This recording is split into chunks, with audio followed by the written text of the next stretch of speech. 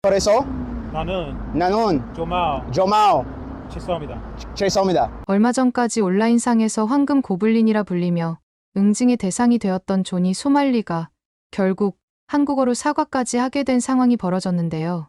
하지만 그의 평소 행실이 어땠는지 너무나 잘 알려져 있다 보니 소말리의 사과를 진심으로 받아들이는 이는 찾아보기 힘든 실정입니다.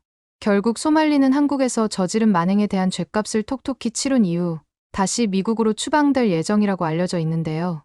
눈여겨봐야 할 사실은 소말리가 떠나온 미국의 흑인 사회에서도 소말리를 바라보는 시선이 매우 곱지 않다는 점입니다. 자신들의 이미지에 먹칠을 하고 있는 소말리에 대해 강한 불만을 표출하고 있으며 그가 언젠가 미국으로 돌아올 경우 매우 충격적인 대가를 치르게 될 것이라는 소식까지 전해지고 있습니다. 그렇다면 지금부터 존이 소말리가 미국으로 돌아가면 어떤 일을 겪게 될지 함께 알아보러 가실까요? 안녕하세요. 저는 시카고에서 크리에이터로 활동하고 있는 제임스예요. 사실 평소에는 지금 할 이야기와 상관없는 콘텐츠를 주로 만드는데 오늘은 좀 특별한 이야기를 하려고 해요. 아마 요즘 존이 소말리라는 사람 때문에 많은 분들이 미국 흑인들에 대해 안 좋은 인상을 받으셨을 것 같은데요.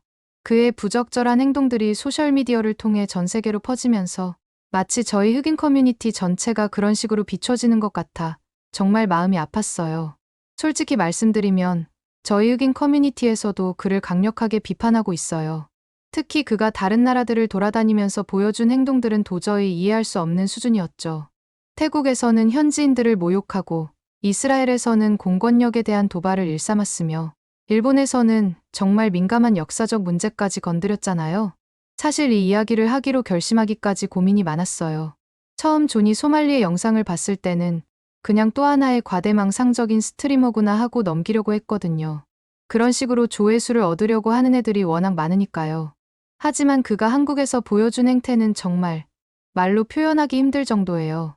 평화의 소녀상을 모욕하고 편의점 직원들을 괴롭히고 심지어 자신을 보호해주는 경찰들까지 조롱하는 모습을 보면서 더는 가만히 있을 수 없었어요.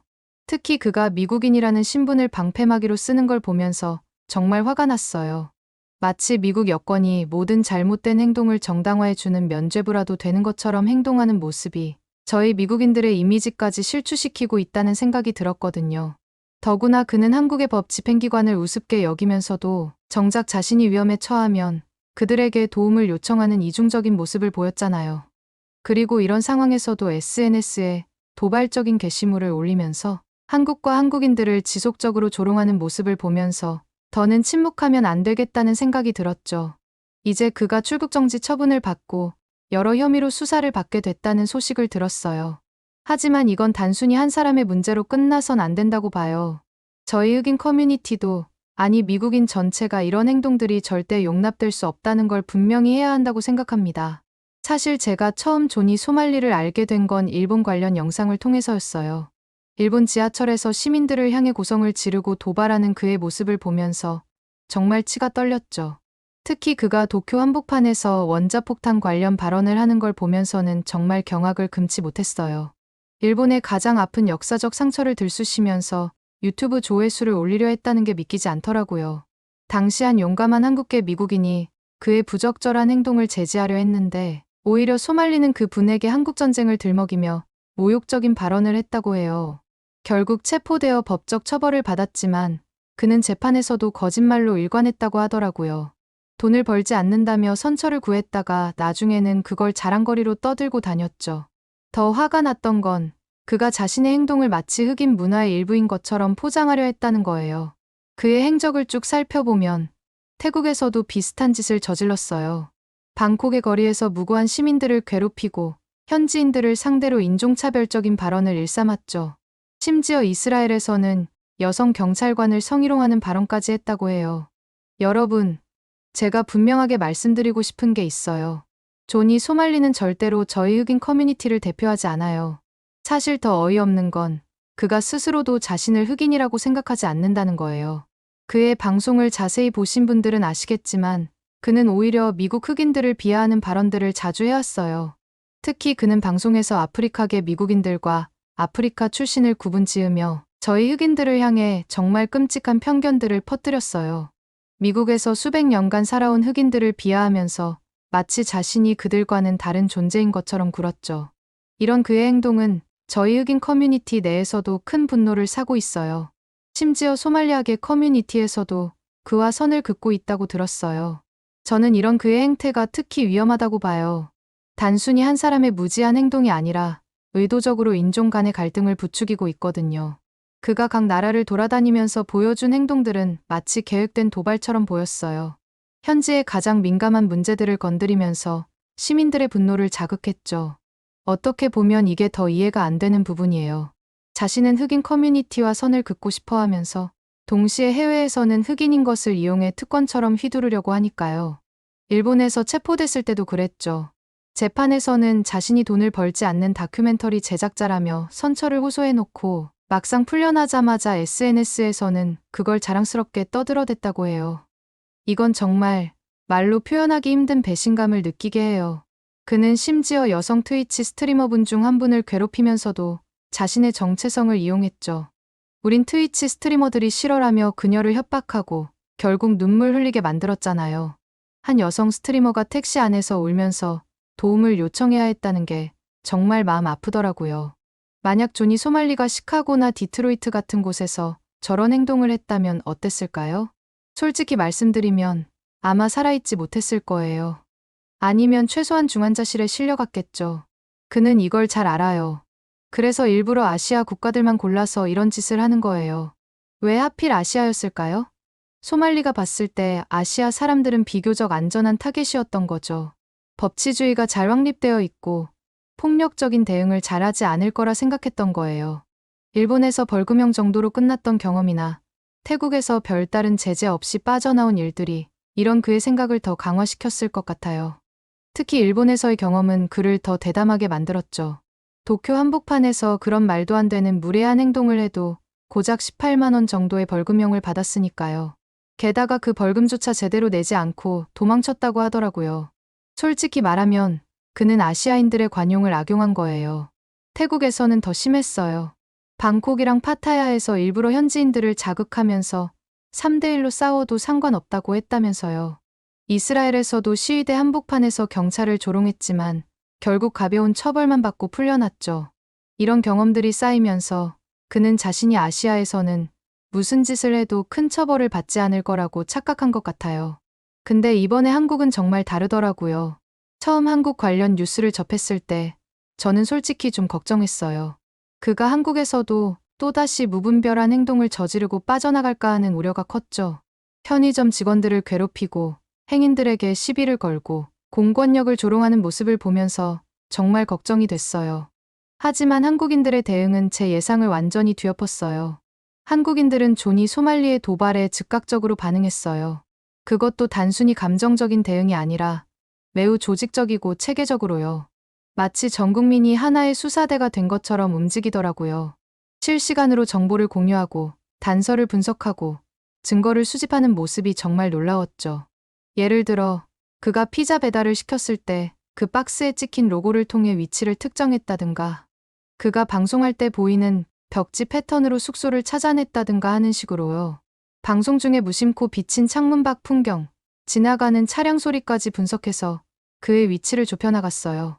이런 세세한 단서들을 모아서 퍼즐을 맞추듯 정보를 조합해내는 모습이 정말 인상적이었죠. 소셜미디어에서 그의 위치를 실시간으로 추적하고 그가 저지른 모든 일들을 꼼꼼하게 기록하더라고요. 그가 한강변에서 술을 마시며 소란을 피운 일, 길거리에서 행인들을 희롱한 일, 심지어 가면을 쓰고 밤중에 주민들을 위협한 정황까지 모두 증거와 함께 기록됐어요. 이런 꼼꼼한 기록이 나중에 경찰 수사에도 큰 도움이 됐다고 해요. 그가 마약을 복용했다는 정황도 포착했고 경범죄부터 시작해서 딥페이크 영상 제작까지 정말 놀라운 수준의 정보력이었죠. 특히 그가 중국산 AI 앱을 사용해서 여성 유튜버의 얼굴을 합성한 사실을 밝혀낸 건 정말 대단했어요. 앱의 워터마크를 발견하고 원본 영상까지 찾아내서 비교 분석하는 과정이 마치 전문 수사관들의 작업 같았죠. 심지어 그가 인천공항 사진을 올리면서 출국한 척 연기했을 때도 한국 네티즌들은 바로 그게 거짓말이란 걸 밝혀냈어요. 사진의 메타데이터를 분석하고 배경에 있는 사람들의 옷차림새로 계절을 특정하고 심지어 공항 디스플레이에 표시된 항공편 정보까지 확인해서 과거 사진이라는 걸 증명해냈죠. 이런 세밀한 분석력은 정말 경이로울 정도였어요. 특히 놀라웠던 건 한국인들이 그의 과거 행적까지 모두 파헤쳐냈다는 거예요. 일본에서 있었던 일, 태국에서의 사고들, 심지어 그가 SNS에서 했던 발언들까지 마치 전문 수사관들처럼 모든 걸 찾아냈더라고요. 게다가 한국 당국의 대응도 달랐어요. 강력하고 체계적인 법 집행이 이뤄지더라고요. 일본에서처럼 단순 벌금형으로 끝날 거라 생각했던 소말리의 예상과는 완전히 다른 방향으로 흘러갔죠. 전국의 경찰서가 마치 하나의 조직처럼 움직이는 모습이 정말 인상적이었어요. 출국 정지 조치를 내리고 여러 혐의에 대해 동시다발적으로 수사를 진행하더라고요. 각 경찰서마다 자신들의 관할구역에서 발생한 사건들을 꼼꼼하게 조사하면서도 서로 정보를 공유하고 협력하는 모습이 놀라웠어요. 한 사람의 범죄자를 잡기 위해 이렇게 조직적으로 움직이는 수사기관을 본 적이 없었죠. 마포경찰서에서는 업무방해로, 송파경찰서에서는 마약 혐의로 수사가 시작됐고 거기에 딥페이크 제작 혐의까지 더해졌죠. 각각의 혐의에 대해 철저하게 증거를 수집하고 법적 절차를 밟아가는 모습이 체계적이었어요. 시민들의 신고를 접수하고 CCTV를 분석하고 증인 진술을 확보하는 등 빈틈없는 수사가 진행됐죠. 이건 한국 바로 옆에 있는 나라인 일본에서 받았던 가벼운 처벌과는 차원이 다른 수준의 대응이라고 생각해요. 일본에서는 그저 벌금 몇십만 원으로 끝났던 일들이 한국에서는 중범죄로 다뤄지면서 철저한 수사의 대상이 된 거예요. 같은 범죄 행위라도 그 무게를 다르게 보는 한국의 법 체계가 정말 인상적이었죠. 무엇보다 인상적이었던 건 한국인들의 정의로운 대응이었어요. UDT 출신의 한 유튜버가 존이 소말리의 행적을 추적해 마침내 서울 송파구의 한 빌딩 엘리베이터에서 그와 마주쳤죠. 긴장감 넘치는 순간이었는데 소말리는 처음엔 당황하면서도 태연한 척했지만 곧 공포에 질린 모습을 감추지 못했어요. 입술을 깨물며 침착한 척했지만 불안한 눈빛은 감추지 못했죠. 1층에 도착하자마자 소말리는 순간적으로 도망치려 했지만 UDT 출신 유튜버는 그를 놓치지 않았어요. 넌 어딜 가도 못 벗어나라는 단호한 말과 함께 소말리를 쫓아가 붙잡았고 그 순간 소말리는 비명을 지르며 바닥에 내팽개쳐졌죠. 두려움에 떨며 경찰을 찾으려 했지만 이미 그의 오만방자했던 행동에 대한 응징은 시작된 후였어요. 사실 그 이후에도 소말리가 참교육을 당하지 않나 싶었는데 한국인들은 그의 도발에 분노하면서도 결국은 법과 제도를 통해 문제를 해결하려 하더라고요. 감정적인 대응이나 사적 제재에만 머무르지 않고 법치주의의 원칙에 따라 문제를 해결하려는 성숙한 시민의식을 보여줬어요. 이런 법과 질서를 존중하는 문화야말로 진정한 선진국의 모습이 아닐까 하는 생각이 들었죠. 시민들의 정의감과 법치주의가 조화롭게 어우러진 모습이 정말 인상 깊었어요. 사실 소말리가 저질렀던 만행 중에 가장 마음 아팠던 건 쇼녀상 앞에서 저질렀던 짓이었어요. 솔직히 말씀드리면 저도 이 사건 전까지는 위안부 문제에 대해 자세히 알지 못했어요. 역사 수업에서 제2차 세계대전에 대해 배우긴 했지만 위안부 문제는 거의 다뤄지지 않았거든요. 그런데 이 사건을 계기로 찾아보게 됐고 정말 가슴이 아팠어요. 저희 흑인들도 역사적으로 많은 고통을 겪어왔잖아요. 노예제도부터 시작해서 지금까지도 이어지는 차별까지. 그래서 다른 민족의 역사적 아픔을 더 깊이 이해할 수 있었어요. 소말리는 그 의미를 알면서도 일부러 그랬다는 게 더 화가 나요. 이태원에서 소녀상을 발견했을 때 소말리가 내가 찾던 바로 그것이라고 말했다는 게 정말 충격이었어요. 동료에게 일본이 전 세계의 소녀상을 없애려 한다고 설명하는 걸 보면 그는 이 동상의 의미를 정확히 알고 있었던 거예요. 그가 최근에 한 사과도 전혀 진정성이 느껴지지 않았어요. 소녀상의 의미를 몰랐다고 했지만 그의 과거 발언들을 보면 완전한 거짓말이었죠.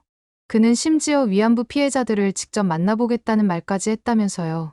이런 역사적 비극을 자신의 임기를 위한 도구로 사용하다니 정신 나간 거 아닌가요? 소말리의 SNS를 보면 지금도 분노가 치밀어 올라요. 사과는커녕 오히려 우길기 이미지를 올리고 북한 국기와 모욕적인 이모티콘을 사용하면서 한국을 조롱했잖아요. 이건 우연한 행동이 아니라 계획된 도발이었던 거죠.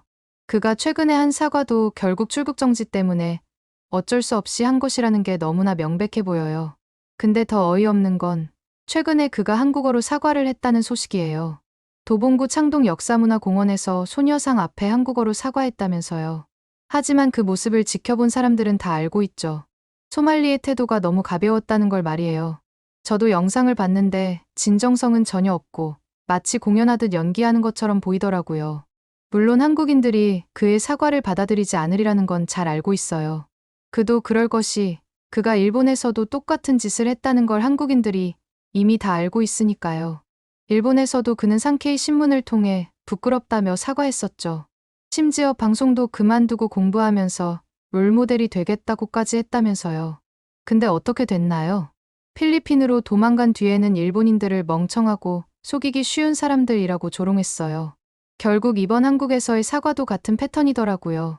사과하는 그 자리에서조차 주변 유튜버들에게 너희가 나 덕분에 구독자 늘었다며 뻔뻔한 태도를 보였대요. 많은 분들이 아직도 궁금해 하시는 게 있을 것 같아요. 왜 조니 소말리가 이런 짓을 하는지, 그리고 왜 하필 아시아를 골랐는지에 대해서요. 제가 보기에는 이렇습니다. 우선 그는 악명을 통해 유명해지고 싶었던 것 같아요. 그래서일까요? 그의 디스코드 대화방을 보면 정말 무서운 계획들이 오갔다고 해요. 한국인 고아를 입양해 학대하겠다는 발언부터 밀항을 시도하겠다는 이야기까지. 문제는 그가 이걸 너무 쉽게 생각했다는 거예요. 그가 일본이나 태국에서 비슷한 행동을 했을 때는 비교적 가벼운 처벌로 끝났어요. 일본에서는 20만 원 정도의 벌금을 선고받았지만 그마저도 내지 않고 도망쳤죠. 태국에서는 3대1로 싸워도 된다며 시비를 걸고 다녔는데도 별다른 제재를 받지 않았고요. 근데 이게 얼마나 큰 오산이었는지 지금 조니 소말리는 한국에서 출국 금지 조치를 당한 상태예요. 최소 3개월은 한국에 머물러야 한다고 하더라고요. 한국의 법 체계는 아마 소말리가 지금까지 만나본 어떤 나라와도 다를 거라고 생각해요. 마약 관련 혐의만 해도 최대 10년형까지 가능하고 딥페이크 범죄의 경우 3년에서 5년의 징역이나 3천만 원에서 7천만 원의 벌금형을 받을 수 있더라고요. 거기다 그가 여성 유튜버의 얼굴을 합성한 영상을 만들어 유포한 건 정말 심각한 문제예요. 중국산 AI 합성 앱을 사용한 흔적까지 발견됐다면서요? 이건 단순 장난이 아니라 성범죄로 취급될 수 있는 중대한 범죄 행위라고 생각합니다. 제가 한국 친구들한테 들은 바로는 한국은 이런 범죄들을 굉장히 엄중하게 다룬대요. 특히 외국인이 저지른 범죄는 더더욱요. 왜냐하면 이게 나중에 선례가 될 수 있기 때문이래요. 실제로 서울대라는 한국의 가장 대표적인 대학교에서도 딥페이크 사건이 발생했는데 주범이 10년, 공범이 4년의 실형을 선고받았다고 하더라고요. 이제 와서 생각해보면 조니 소말리의 행동이 얼마나 어리석었는지 정말 놀라울 따름이에요. 그가 한국을 얕봤던 게 분명해요. 특히 한국인들의 인터넷 수사력을 전혀 예상하지 못했죠. 피자 박스 하나로도 위치를 특정할 수 있는 말도 안 되는 수사력을 가진 나라라는 걸 몰랐던 거예요. 근데 더 어리석은 건 소말리가 여전히 상황의 심각성을 제대로 파악하지 못하고 있다는 거예요. 심지어 자신을 응징한 유튜버를 노숙자라고 비하하고 자신이 불쌍한 한국인을 도와줬다는 망언까지 했다면서요? 출국 정지를 당하고도 디스코드에서는 트랜스젠더라고 주장해서 여자교도소로 가겠다는 말도 안 되는 계획을 세우고 있다는 얘기도 돌고 있고요. 사실 저희 흑인 커뮤니티에서는 조니 소말리의 행적을 예전부터 주시해왔어요. 잭슨 쿠퍼라는 흑인 래퍼가 직접 나서서 한국인들에게 사과하고 소말리를 강력히 비판했을 정도죠. 소말리는 아프리카계 미국인들을 향해서도 400년 동안 노예로 살았는데도 아직도 가난하다며 모욕적인 발언을 서슴지 않았거든요. 특히 저희 커뮤니티의 어르신들은 더 분노하셨어요. 저희가 수십 년 동안 쌓아온 신뢰와 존중이 이런 식으로 무너질 수 있다는 걸 아시니까요. 1992년 LA 폭동 때도 코리아타운만은 끝까지 함락되지 않았다는 걸 기억하시는 분들이에요. 당시 한국계 미국인들이 보여준 용기와 결단력을 저희 모두가 기억하고 있죠. 시민권 운동 시절부터 지금까지 저희는 늘 평화적인 방법으로 저희의 권리를 주장해왔거든요. 소말리처럼 다른 민족의 아픔을 조롱하고 악용하는 건 저희가 추구하는 가치와는 완전히 반대되는 행동이에요. 단지 그뿐만이 아니에요. 소말리아 커뮤니티에서조차 그와 선을 긋고 있다고 해요. 자신은 흑인이 아니라면서 자신들의 정체성을 완전히 부정하는 그의 태도에 소말리아계 사람들도 등을 돌렸다고 하더라고요. 그런 사람이 해외에 나가서는 흑인인 걸 이용해서 특권인 양 휘두르고 있으니 말도 안 나오네요. 제가 정말 걱정했던 건 그가 한국에서 인종차별을 당했다고 주장하면서 피해자인 척 할까 봐였어요. 실제로 그는 SNS에서 한국인들의 교육 수준이 낮아서 폭력적이라는 식의 차별적 발언을 서슴지 않았거든요. 한국의 관용을 악용하다가 제대로 된 대응을 받자 이제는 마치 자신이 피해자인 것처럼 행동하려 하고 있죠. 하지만 한국인들의 대응은 정말 현명했어요. 그의 행동 하나하나를 모두 기록하고 실시간으로 위치를 추적하고 법적으로 대응하더라고요. 단순히 감정적으로 대응하는 게 아니라 마약 투약부터 딥페이크 제작까지 모든 불법 행위에 대해 증거를 수집하면서 체계적으로 움직이는 모습이 정말 인상적이었어요. 저희 시카고에서는 말이죠. 누군가 상대방의 역사적 아픔을 조롱하거나 모욕하면 그냥 넘어가지 않아요. 특히 저희 흑인 커뮤니티는 더더욱 그래요. 워낙 오랫동안 차별과 폭력의 역사를 겪어왔기 때문에 다른 민족의 고통에 더 민감할 수밖에 없거든요. 한국인들이 소말리의 행동에 강력하게 대응하는 걸 보면서 어쩌면 저희와 비슷한 가치관을 가진 분들이구나 하는 생각이 들었어요. 특히 한국 네티즌들이 보여준 단결력과 정보력은 정말 놀라웠어요. 그들은 소말리가 한 나라의 존엄성을 훼손하려 할 때 결코 가만히 있지 않겠다는 걸 전 세계에 보여줬죠. 현재 조니 소말리는 한국에서 여러 가지 법적 문제에 직면해 있어요. 마포경찰서에서는 업무방해로, 송파경찰서에서는 마약 혐의로 수사를 받고 있는 걸로 알고 있습니다. 하지만 그게 전부가 아니에요. 만약 그가 그럴 리는 없겠지만 한국에서의 일을 어떻게든 빠져나와서 미국으로 돌아온다고 해도 여기서도 쉽지 않을 테니까요. 최근 미국에서도 딥페이크 책임 법안이 통과됐다고 하더라고요. 게다가 한국보다 처벌 수위가 더 높을 수 있대요. 얼마 전에는 구독자 1610만 명을 보유한 유튜버 펭귄즈가 소말리를 가장 싫어하는 스트리머라고 지칭하면서 그의 악행을 낱낱이 파헤치는 영상을 올렸어요. 이 영상은 3시간 만에 조회수 100만을 돌파했고 수천 개의 댓글이 달렸죠. 미국인들은 한국의 참교육을 응원하면서 모든 미국인을 대표해 한국에 감사하다는 반응을 보였어요. 사실 저도 이 영상을 보고 더 자세히 찾아보게 됐어요. 놀라운 건 소말리의 부적절한 행동이 오히려 전 세계 사람들에게 위안부 문제의 역사적 중요성을 알리는 계기가 됐다는 거예요. 이제는 한국에 방문하는 많은 사람들이 소녀상을 찾아 헌화하고 SNS에 관련 내용을 공유하면서 한국의 아픈 역사에 공감하고 있죠. 그래서 저는 결심했어요. 나중에 한국에 갈 기회가 생기면 꼭 그 소녀상을 찾아가서 참배하고 싶어요. 저희 흑인 커뮤니티를 대표해서 소말리가 저지른 일에 대해 사과하고 싶어요. 특히 그가 아프리카계 미국인들을 비하하면서 저지른 행동들이 결코 저희의 가치관이나 신념을 대표하지 않는다는 걸 전하고 싶어요. 물론 제가 그의 잘못을 덮을 순 없겠지만 적어도 저희 모두가 그의 행동을 지지하지 않는다는 걸 보여주고 싶어요. 역사적 고통을 겪어온 저희이기에 다른 민족의 상처를 더 잘 이해할 수 있으니까요. 그래서 그러는데 평화의 소녀상의 위치가 어디인지 알려주실 수 있을까요? 오늘의 사연은 어떠셨나요? 오늘의 사연이 마음에 드셨다면 좋아요만 한번 눌러주세요. 1초밖에 안 걸리지만 좋아요를 한번 눌러주시면 더 좋은 사연을 소개해드리는데 큰 힘이 된답니다. 긴 영상 시청해주셔서 감사합니다. 오늘도 행복한 하루 보내세요.